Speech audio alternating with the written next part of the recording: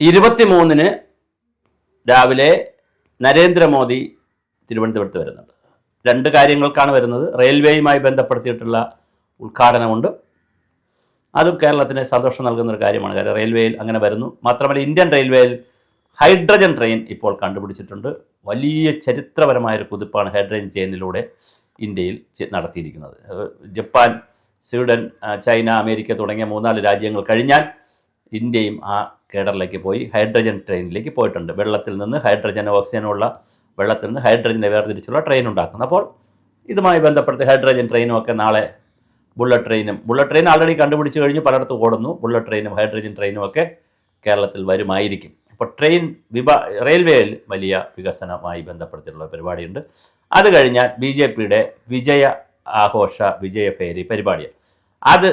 അത് BJPയുടെ പരിപാടി. നമുക്കതിനകത്ത് BJPയുടെ പരിപാടി എന്നുള്ള നിലയിൽ നമുക്കതിനകത്തൊരു കൺസേൺ ഇല്ല. പക്ഷേ തിരുവനന്തപുരത്തിൻ്റെ മാസ്റ്റർ പ്ലാൻ അവതരിപ്പിക്കും എന്ന് പറയുന്നതിനകത്ത് നമുക്ക് വലിയ കൺസേൺ ഉണ്ട്. കാരണം 45 വർഷമായി ഇവിടെ ഭരിക്കുന്നത് CPM ആയിരുന്നു. CPM ഒറ്റയ്ക്കായിരുന്നു.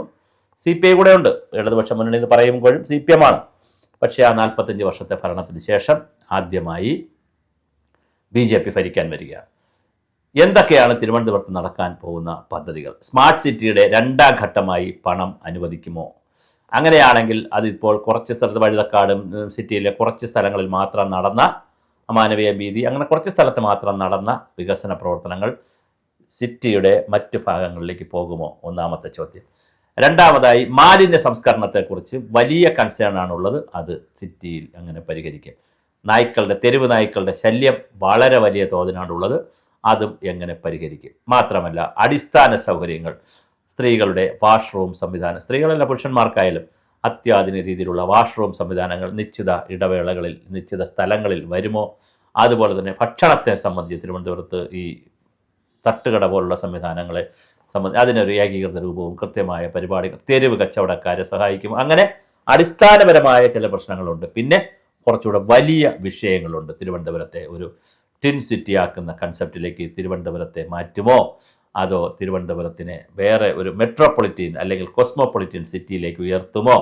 തിരുവനന്തപുരം അതുപോലെ തന്നെ വളരെ പ്രധാനപ്പെട്ട 4-5 നദികൾ, പ്രധാനപ്പെട്ട 2 നദികളും കുറേ തോടുകളും, കരമന നദിയും കിള്ളിയാറും പിന്നെ ആമേഴിഞ്ചൻ തോടും പാർവതി പുത്തനാറും പിന്നെ പട്ടം തോടും ഉള്ളൂർ തോടും ആക്കുളം കായലും വേളിക്കായലുമുള്ള ജലസ്രോതസ്സുകളുടെ നഗരമാണ് തിരുവനന്തപുരം. അതിനെ പരിപോഷിപ്പിക്കാനുള്ള എന്ത് ആക്ഷൻ പ്ലാനാണ് നഗരസഭയ്ക്കുള്ളത്? മോദിയുടെ മാജിക് എന്താണെന്നറിയാൻ താല്പര്യമുണ്ട് ആളുകൾക്ക്. അതുപോലെ തന്നെയാണ് ഇവിടെ വിഴിഞ്ഞം പദ്ധതിയുമായി ബന്ധപ്പെടുത്തി വിഴിഞ്ഞം പദ്ധതിയുടെ ഒരു സബർബൻ ഏരിയയായിട്ടാണ് സിറ്റി വരുന്നത് വിഴിഞ്ഞം പ്രോജക്റ്റിൻ്റെ. അങ്ങനെയാണെങ്കിൽ ആ പ്രൊജക്റ്റ് കൊണ്ട് തിരുവനന്തപുരം നഗരത്തിനുണ്ടാകാൻ പോകുന്ന മെച്ചം എന്തൊക്കെയാണ്, എങ്ങനെയാണ് ഇതിനെ കണക്ട് ചെയ്യാൻ പോകുന്നത് എന്നതറിയാനും വലിയ താല്പര്യമുണ്ട്. അപ്പോൾ ഇത്തരത്തിലുള്ള നിരവധി കാര്യങ്ങൾ മോദി അവതരിപ്പിക്കുമോ? ഇനി ഒരു പേപ്പറിൻ്റെ രൂപത്തിൽ അല്ലെങ്കിൽ ഡോക്യുമെൻ്റ് രൂപത്തിൽ അല്ലെങ്കിൽ ഒരു ഫയലിൻ്റെ രൂപത്തിലോ ഡോക്യുമെൻ്റ് രൂപത്തിലോ പ്രിൻ്റ് ചെയ്ത് പുറത്തു കൊടുക്കുന്ന ഒരു സാധനം അവതരിപ്പിക്കുമോ എന്നുള്ളതും അറിയില്ല. ഇനി അങ്ങനെ മോദി അവതരിപ്പിക്കുമോ? എന്തായാലും രാജീവ് ചന്ദ്രശേഖറിൻ്റെ കയ്യിൽ ബാംഗ്ലൂർ സിറ്റിക്ക് വേണ്ടി തയ്യാറാക്കിയ ചില മെഗാ പ്രൊജക്റ്റുകളും മാസ്റ്റർ പ്ലാനും ഒക്കെ ഉണ്ട് എന്നാണ് അറിയാൻ കഴിഞ്ഞത്. അതിൻ്റെ ചുവട് പിടിച്ചിട്ടാണോ ഇതിവിടെ ചെയ്തിരിക്കുന്നത്, അതോ മറ്റുള്ള ആളുകളുടെ ഒക്കെ എക്സ്പെർട്ടുകളുടെ ഒരു സേവനം എടുത്തിട്ടാണോ ചെയ്തിരിക്കുന്നത്, കൺസൾട്ടേഷൻ വർക്ക്ഷോപ്പൊക്കെ നടത്തിയിട്ടാണോ ചെയ്തിരിക്കുന്നതെന്ന് അറിയില്ല. എന്തായാലും വലിയ ഒരു മാസ്റ്റർ പ്ലാൻ ഇവിടെ വരും എന്ന് പറയുന്നു.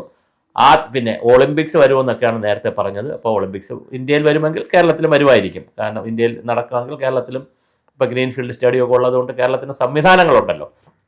അതിനേക്കാൾ പ്രധാനം തിരുവനന്തപുരം മേയർ പിടിച്ചു കഴിഞ്ഞാൽ, BJP പിടിച്ചു കഴിഞ്ഞാൽ അത് 45 ദിവസത്തിനകത്ത് നരേന്ദ്രമോദി വരും എന്ന് രാജീവ് ചന്ദ്രശേഖർ പ്രഖ്യാപിച്ചിരുന്നു. അത് വളരെ കൃത്യമായി പാലിച്ചിരിക്കുകയാണ്. അപ്പോൾ ആദ്യത്തെ വാഗ്ദാനം തന്നെ പാലിച്ചിരിക്കുകയാണ്. രണ്ടാമത് VV രാജേഷ് മേയർ എന്നുള്ള നിലയിൽ തുടക്കത്തിൽ നല്ല പെർഫോമൻസാണ് കാഴ്ചവെച്ചുകൊണ്ടിരിക്കുന്നത്. അദ്ദേഹത്തിൻ്റെ പ്രവർത്തികളാകട്ടെ, പ്രസംഗമാകട്ടെ, ജീവനക്കാരോടൊക്കെ ചെയ്തിട്ടുള്ള പ്രസംഗമൊക്കെ ഞാൻ സമ്പൂർണ്ണമായി കേട്ടായിരുന്നു.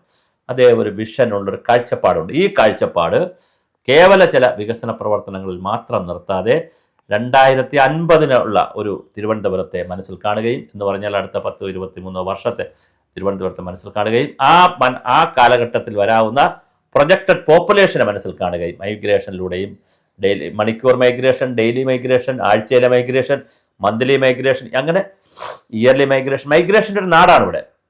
ക്യാപിറ്റൽ സിറ്റിയല്ലേ, എല്ലായിടത്തുനിന്നും ഇവിടെ ആളുകൾ വന്ന് നിറയും. അപ്പോൾ അവരെ എങ്ങനെയാണ് കൈകാര്യം ചെയ്യുന്നത്, അതിനുള്ള അടിസ്ഥാന സൗകര്യങ്ങൾ എന്തൊക്കെയാണ്, അത് ഇൻഫ്രാസ്ട്രക്ചർ വൈസ് എന്തൊക്കെ വരും, തൊഴിൽ എങ്ങനെയാണ് തിരുവനന്തപുരം നഗരത്തിലുള്ളവർക്ക് കൊടുക്കാൻ പോകുന്നത്, വനിതകളുടെയും കുട്ടികളുടെയും സീനിയർ സിറ്റിസൻ്റെയും പ്രശ്നങ്ങൾ എങ്ങനെയാണ് പരിഹരിക്കാൻ പോകുന്നത്, അംഗപരിമിതക്കാരുടെ വിഷയങ്ങൾ എങ്ങനെയാണ് കൈകാര്യം ചെയ്യാൻ പോകുന്നത്, ആശുപത്രികളും ആതുരാലയ സേവനങ്ങളും സംവിധാനങ്ങളെയും കോർത്തിണക്കുന്ന പരിപാടികൾ എങ്ങനെയാണ്, അതുപോലെ തന്നെ ഹോസ്പിറ്റലുകളിൽ അന്നദാനം പോലുള്ള അല്ലെങ്കിൽ അവർക്ക് ഭക്ഷണം കൊടുക്കുന്ന കൂട്ടിരിപ്പുകാർക്ക്, അങ്ങനത്തെ 100 കൂട്ടം പരിപാടികളുണ്ട്.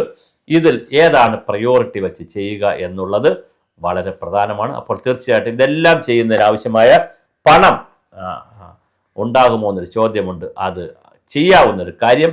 സ്മാർട്ട് സിറ്റി പോലുള്ള മനോഹരമായ ഒരു പ്രോജക്റ്റ് ഇന്ത്യൻ നഗരങ്ങൾക്ക് വേണ്ടിയോ ഒരു സ്പെഷ്യൽ പ്രോജക്റ്റ് തിരുവനന്തപുരത്തിന് വേണ്ടിയിട്ടും ചെയ്യാൻ പറ്റും. ITDCയുടെ ഭാഗമായി ഇന്ത്യൻ ടൂറിസം ഡെവലപ്മെൻറ്റ് കോർപ്പറേഷൻ എന്ന് പറയുന്ന ITDC എന്ന് പറയുന്ന KTDC പോലെ ITDC ഉണ്ടല്ലോ, ആ ടൂറിസം, പ്രത്യേകിച്ച് ടൂറിസം മന്ത്രിയാണ് സുരേഷ് ഗോപി, അവരുടെ കെയർ ഓഫിൽ ഒരുപാട് കാര്യങ്ങൾ ചെയ്യാൻ പറ്റും. ആക്കുളത്തെയും വേളിയെയും കോവളത്തെയും ഒക്കെ കണക്ട് ചെയ്തുകൊണ്ട് ഒരുപാട് പ്രോജക്റ്റുകൾ അവർക്ക് ചെയ്യാൻ പറ്റും. അപ്പോൾ അങ്ങനെ വലിയ വലിയ പ്രോജക്റ്റുകൾ ചെയ്യാനുള്ള വലിയ സാധ്യതയാണ് തിരുവനന്തപുരത്തുള്ളത്. അത് സ്റ്റേറ്റ് ഗവൺമെൻറ് ഭരിക്കുന്നത് മറ്റൊരു പാർട്ടി ആയതുകൊണ്ട്, CPM ആയതുകൊണ്ട് സ്റ്റേറ്റ് ഗവൺമെൻറ് അകത്തൂടെ വരേണ്ട കാര്യങ്ങൾക്ക് പരിമിതി ഉണ്ടായിരിക്കും. അതിനിവിടുത്തെ പേപ്പർ വർക്കും കാര്യങ്ങളൊക്കെ വലിയ പ്രശ്നമായിരിക്കും.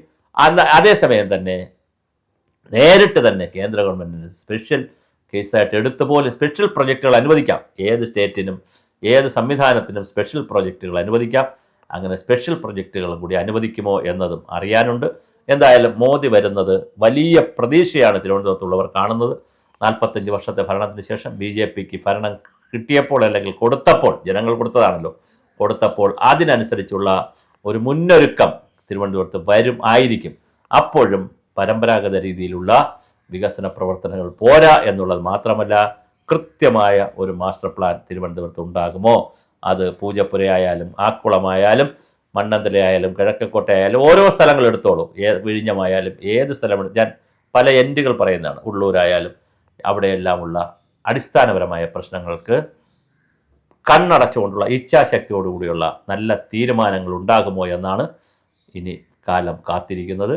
അതിൻ്റെ തുടക്കമാകട്ടെ മോദിയുടെ ഈ 23-ലെ മാസ്റ്റർ പ്ലാൻ അവതരണം.